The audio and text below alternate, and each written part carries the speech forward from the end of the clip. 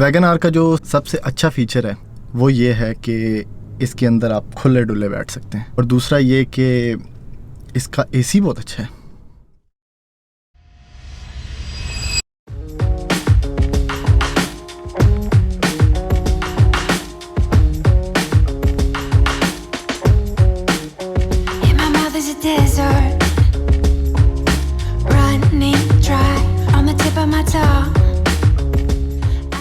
अस्सलाम वालेकुम जी, MSJ real estate में आप लोगों का वेलकम।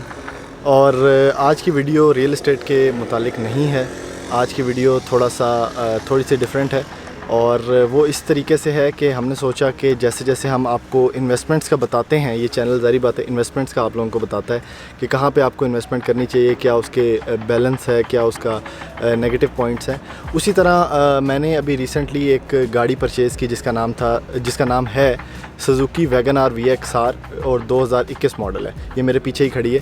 तो मेरा ये एक तो अल्लाह ताला की तरफ से ये मुझे अता हुई। दूसरी बात ये है कि मैं आप लोगों के साथ ये खुशी भी शेयर करना चाहता था। तीसरी बात ये है कि मुझे इसकी जो पॉइंट्स अच्छे लगते हैं, जो पॉइंट्स इसके बुरे लगते हैं, वो आप लोगों से शेयर करूं। और अगर फ्यूचर में कोई ये गाड़ी लेना चाहता है तो वो कौन से ये पॉइंट्स अपने मद्देनज़र रखे ये गाड़ी लेने से पहले, तो शायद मैं आपको थोड़ा सा हेल्प आउट कर सकूं ये डिसीजन लेने में। तो ये वीडियो का मकसद सिर्फ टोटली ये है। तो ये गाड़ी जो है ये सुजुकी 2021 मॉडल है, वैगन आर VXR। इसमें 3 वेरिएंट आते हैं। VXR जो है वो थोड़ा सा डाउनवर्ड मॉडल है, वेरिएंट है, और इससे अगला वेरिएंट है उसमें VXL है। अच्छा, सबसे पहले जो डिफरेंस है VXR और VXL में वो कोई इतना ज़्यादा नहीं है, और कंसिडरिंग द प्राइस मेरे ख्याल में VXR एक अच्छा ऑप्शन था मेरे लिए। लेकिन VXL में ये जो साइड शीशे होते हैं इसके, ये जो हैं ये ऑटोमेटिक होते हैं। मतलब ये आप बटन दबाते हैं तो अंदर आ जाते हैं, बटन दबाते हैं बाहर हो जाते हैं। और जो इसके फ्रंट 2 विंडोज़ हैं वो इसमें जो है वो ऑटोमेटिक होती हैं VXL में। और VXR में कोई ऐसा फंक्शन नहीं होता। VXR is the like the base model, और उसमें जो है सारे के सारे फंक्शन आपको हाथों से शीशे चढ़ाने होते हैं। तो ये कोई बहुत ज़्यादा रिव्यू नहीं है इस गाड़ी का, लेकिन जो मुझे इसमें जो यूज़र एक्सपीरियंस है मेरा, मैं वो आप लोगों के साथ शेयर करना चाहता हूँ। तो चलें जी, स्टार्ट करते हैं।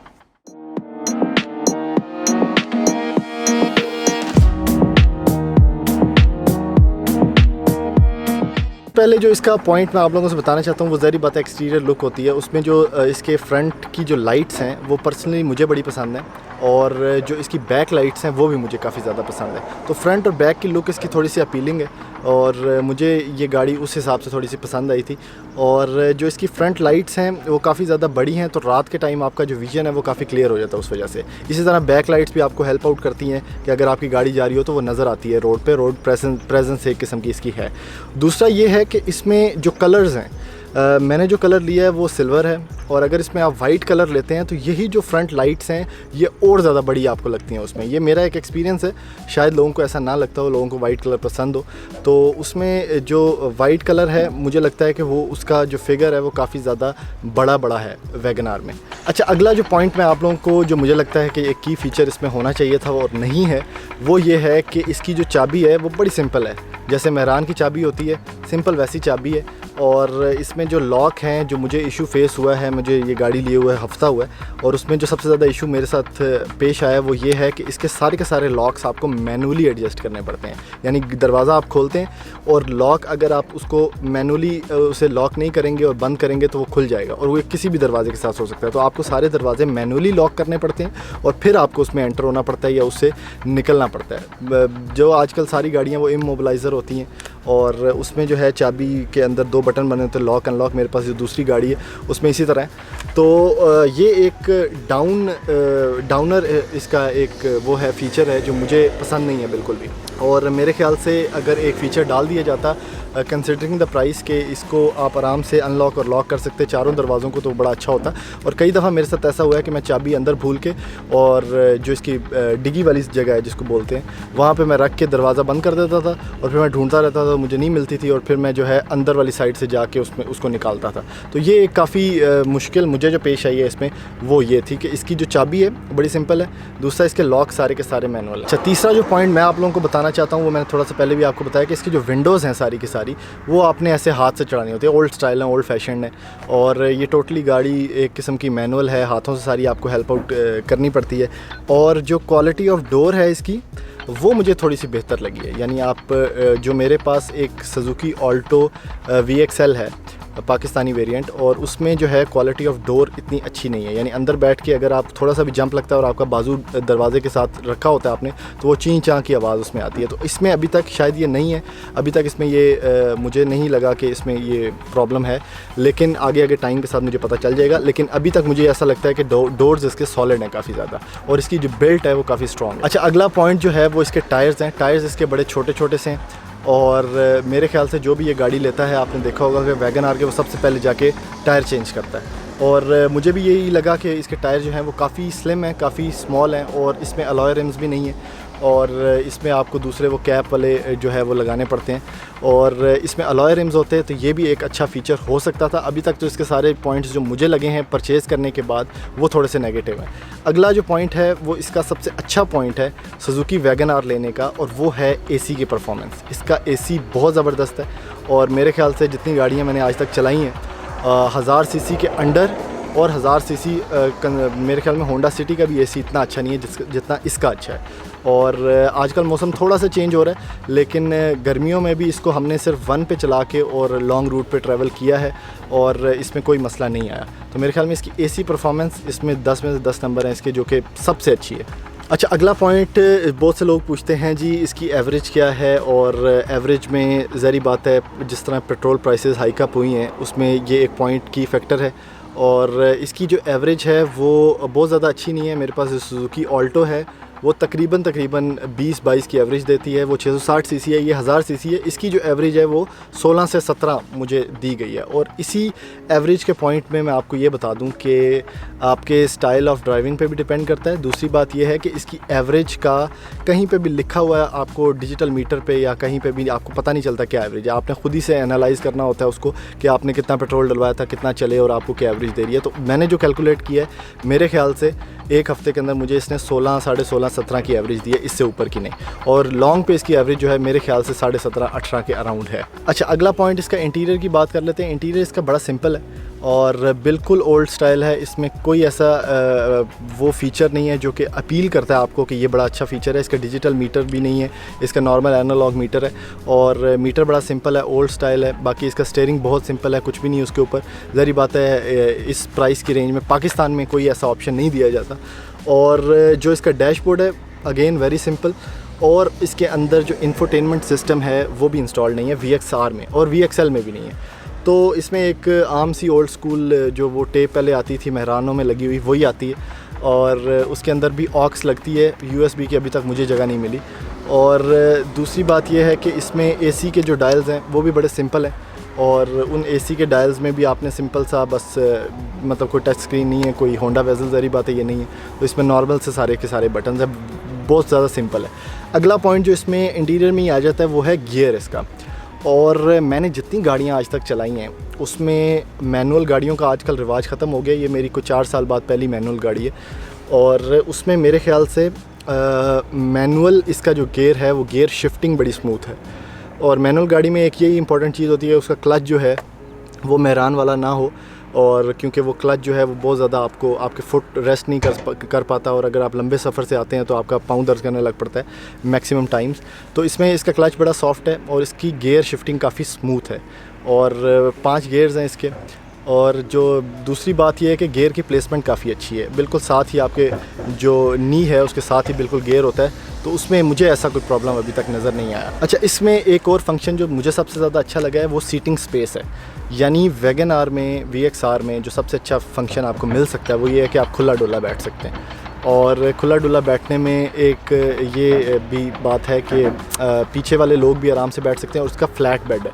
यानी कुछ आपने गाड़ियाँ देखी होंगी कि आप पीछे जो 3 बंदे बैठते हैं, दरमियान वाले बंदे के नीचे से जो बेड है वो थोड़ा सा उठा होता है ऊपर, तो उसका एक टांग इधर होती है, एक टांग इधर होती है। तो इसका बिल्कुल फ्लैट बेड है, जिस तरह टोयोटा करोला GLI का भी बिल्कुल फ्लैट है। और उसमें यह है कि हेल्प होती है कि 3 बंदे आराम से लॉन्ग ड्राइव पर भी बैठ सकते हैं, वरना वो दरमियान वाला बंदा जो है वो थोड़ी देर बाद जो कहता है मेरी जगह बदलो। तो इसमें अगली सीट्स की भी काफ़ी ज़्यादा जगह है, लेकिन जो ड्राइविंग सीट है उसमें एक इशू जो मुझे फेस करना पड़ा है वो ये है कि जब आप बैठते हैं और सीट थोड़ी सी आगे करते हैं, क्योंकि मेरी हाइट काफ़ी ज़्यादा है, तो आपका जो ये लेफ़्ट नी है वो थोड़ी सी आग लगती है जहाँ पे ये इंफोटेनमेंट सिस्टम वाली जगह होती है, एसी वाली जगह होती है इसकी।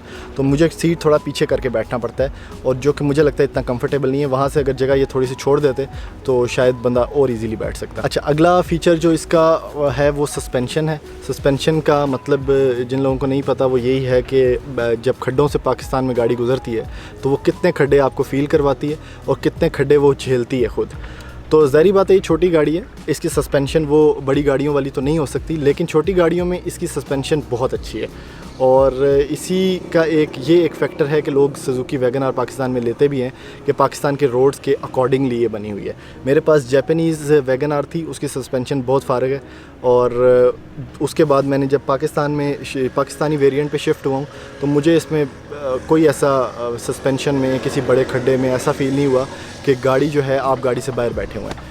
दूसरी बात यह है कि इसमें अगला पॉइंट हम कंसिडर कर लेते हैं कि इसके बाहर से कितना शोर अंदर आता है। और नॉइज़ कैंसलेशन इसकी बहुत ज़्यादा अच्छी नहीं है क्योंकि शीशे बड़े पतले पतले से हैं, और इसका इंजन का शोर भी थोड़ा सा आता है। लेकिन 2018 के बाद जो सुजुकी वैगन आर बनी थी उसमें इन्होंने नॉइज़ कैंसलेशन थोड़ी सी ऐड की थी इंजन में, तो उतना शोर नहीं है, लेकिन शोर अभी भी आता है अगर आप उसको थोड़ा सा पुश करें गाड़ी को।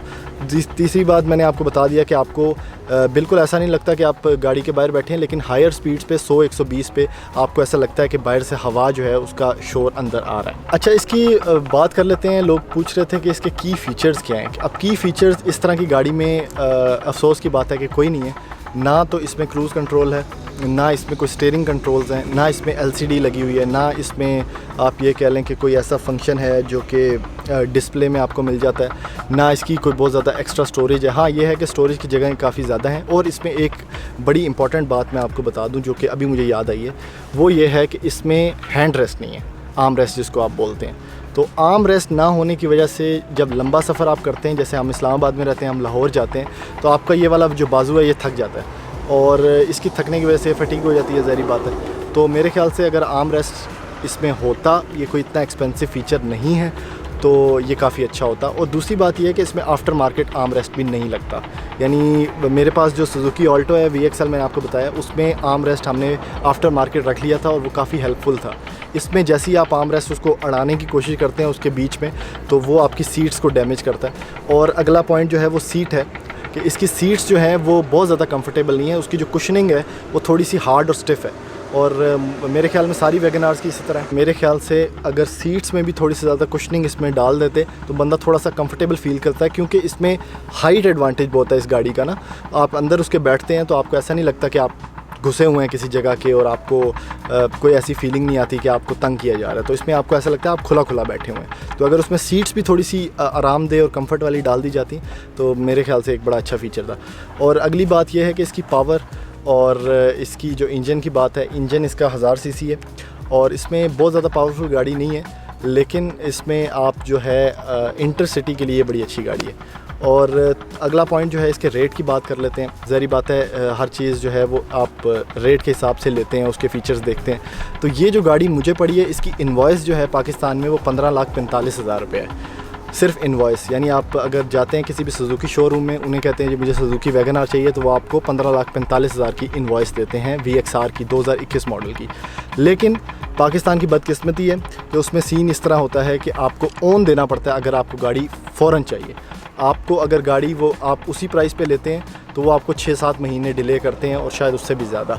तो मैंने ये गाड़ी ओन दे के लिए, और मुझे ये गाड़ी पड़ी है 16,15,000 रुपये में, और बिल्कुल जो है वो ज़ाहिर बात है शोरूम से ही मिली है। और इस रेट पे मेरे ख्याल में थोड़ी सी एक्सपेंसिव है। मुझे ये ख़ुद भी एहसास हुआ लेने के बाद कि 16,15,000 रुपये में, और इसकी जो रजिस्ट्रेशन फ़ीस है फिर वो तकरीबन कोई है अराउंड 65-70 हज़ार रुपया, और रजिस्ट्रेशन फ़ीस दे के डाल के सारा कुछ ये 17-1 लाख रुपए की 1.7 मिलियन की इन्वेस्टमेंट। और मुझे अब लग रहा है कि शायद मैं इसको ना लेता और एक DHA वैली की फ़ाइल ले लेता तो ज़्यादा एक अच्छी इन्वेस्टमेंट थी। लेकिन खैर गाड़ी जो है वो एक पाकिस्तान में एक ऐसी इन्वेस्टमेंट है जो कि आप किसी भी रेट पे ले लें वो 2 साल बाद जो है वो 2-3 लाख रुपए आपको मिल ही जाता है। अगर आपने उसको यूज़ भी किया है, जो मर्ज़ी की है, वो 2-3 लाख रुपए ऊपर ही बिकती है।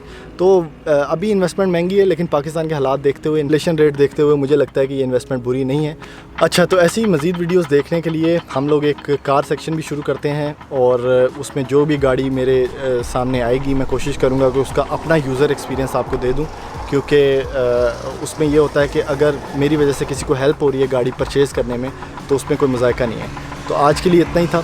आप ऐसी मज़ीद वीडियोस के लिए हमारा चैनल सब्सक्राइब करें, वीडियोस को ज़्यादा से ज़्यादा लाइक करें और शेयर करें। थैंक यू, अल्लाह हाफ़िज़। तो भाई मेरा चैनल भी सब्सक्राइब कर दे प्लीज़, जैसे आपने इनका किया ऐसे मेरा भी कर दे। आपके चैनल का नाम क्या है? मेरा चैनल का नाम है AA, नाम उसका नहीं रखा लेकिन ये नाम है AALLSSH, उस पर मैं बनाऊँगा।